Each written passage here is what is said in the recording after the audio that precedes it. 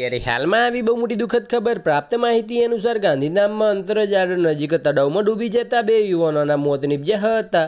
આ બંને યુવકો ઘરેથી બાઇક ધોવાનું કહીને નીકળ્યા હતા। જોકે યુવકો મોડી સાંજ સુધી પરત ના ફરતા પરિવારજનોનો આસપાસમાં શોધખોળ આંદરી હતી।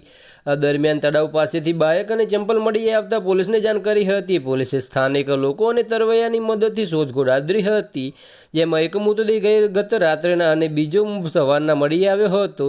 બંને યુવકો સાડા બની હોવાનું જાણવા મળ્યું છે।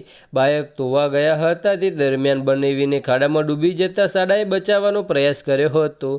બનેવીને બચાવવા જતાં સાડો પણ પાણીમાં ડૂબી ગયો હતો। 2 યુવકોના મોતથી સમગ્ર પંથકમાં અરેરાટી વ્યાપી જવા પામી હતી।